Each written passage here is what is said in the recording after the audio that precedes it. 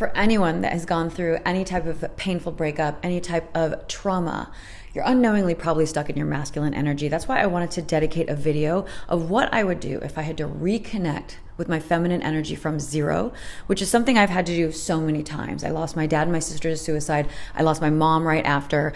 Obviously, we've all had the painful breakups because unfortunately, anytime you go through any type of trauma like that and you don't heal, you tend to attract toxic partners, which is why I thought the end of the year is the perfect time to put out a video like this. So you can take this information, you guys, and really allow it to transform you so that you can hit the ground running in the new year. One thing I want to elaborate on now that I'm on the other side of all my traumas and so much of my healing is the power of feminine energy. A healed woman moves differently than a hurt one. Let that land. The first thing I want to elaborate on is understanding the power of feminine energy. When you allow your feminine energy to do what it needs to do, it literally transforms you from the inside out.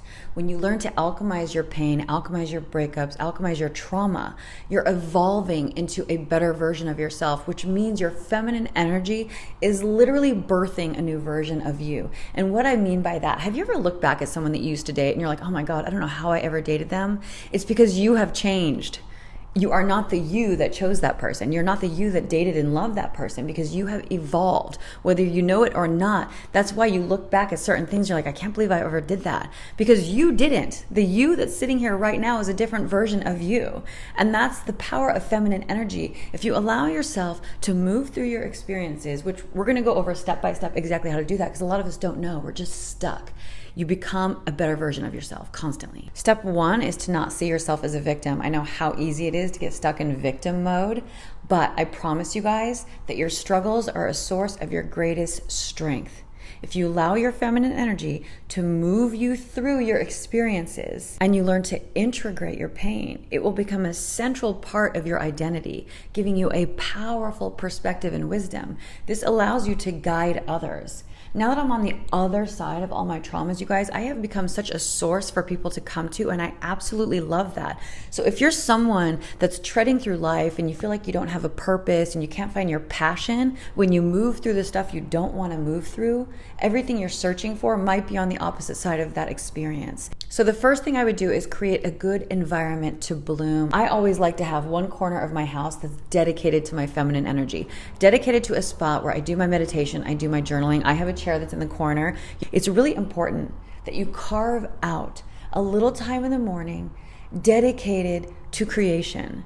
And why? It's because this puts you in your feminine energy at the beginning of the day. Manifestation is just being heavily in your feminine energy because you're creating something, you're birthing something that you can't see. You're believing in a vision and you're allowing it to pull you forward because feminine energy is the creator. Second thing is understanding when you're in your masculine and when you're in your feminine. Also knowing how to get back into your feminine from being in your masculine. That's why I say in the morning, before the tasks kick in, before you move into the get shit done masculine energy, take 5 minutes with your feminine energy and just be in your feminine flow. With that said, you need your masculine energy to get through the day, to go to your job, to get shit done. But what do you do to get back into your feminine when you come home to your husband, when you go out to have cocktails with your girlfriend if you're single? What do you do to get back into your feminine energy to make sure that when you go out, you have your feminine energy with you so that you attract the kind of man that I assume you want? There's a few things that you can do. Let me give you bullet points so that you know where you're sitting in your energy. So anytime you find yourself competing, you're in your masculine energy. Anytime you're demanding, protecting, controlling, or blaming, you're in your masculine energy. Masculine energy competes, and oftentimes we get pushed into this because why? Because everyone's competing with what they've accomplished in life, what they have, right? So this keeps us in our masculine energy.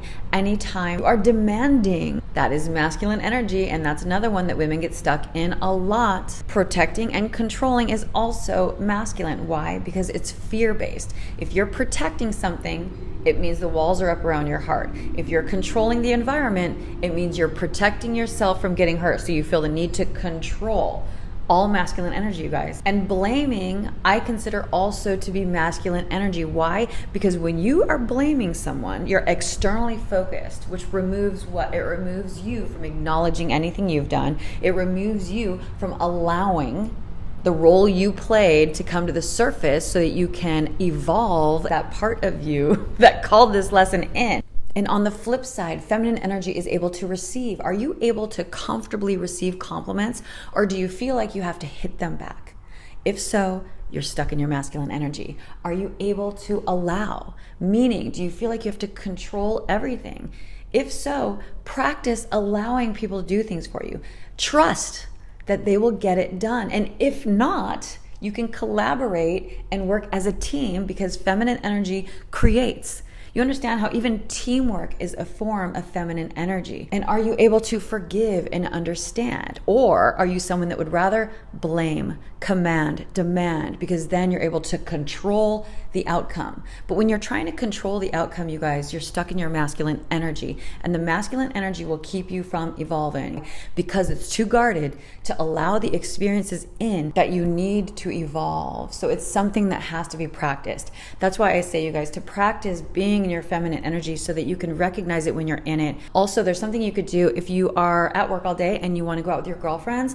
Do me a favor, sit in your car and do a tiny bit of breath work before you go in to have cocktails with your girlfriends, just to see if you feel a little different, not so competitive in your conversation, not so triggery if a guy comes up and talks to you. It's very telling how you react to men when you go out. Okay guys, so this is exactly what you're gonna do anytime you wanna tap into your feminine energy instantly. I suggest doing this before a date, before you go out at night. Anytime you wanna take the lady and you out to play, I want you guys to sit up straight and then take your thumb, close your right nostril, and just breathe to the 3 count. Inhale for 3, exhale for 3, out of your left nostril. Sit up straight, use your thumb to close your right nostril, close your eyes, and inhale for 3.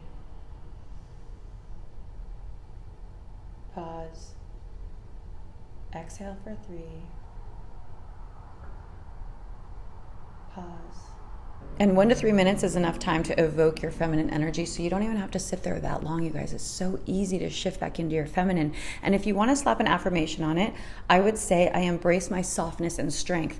When you say your affirmations, say them slow, and you want to highlight the word until it has an energetic charge. So sometimes I'll have my eyes closed and I will be like, I embrace, I embrace, I embrace, embrace, embrace my softness, my softness, my softness, my softness, and strength, and strength. You see how I'm like leaning on the words until I can feel them, like I embrace, and I try to picture like a hug, like I embrace, I embrace. I picture embracing my dog or something until that word has an emotional charge. My softness, my softness. I'll lower my voice, like try to feel the word. Evoke emotion into the word. Softness, softness, my strength. I always like to lean into that one, my strength. Like make a fist, but like not a masculine strength, like feminine. Like use your masculine to move into your feminine. Use your masculine with the intention to move into your feminine, because it's all power. And if you could learn to balance it, you guys, man, it's unbelievable the life you can create for yourself. All right, so let's go ahead and move on to the next one.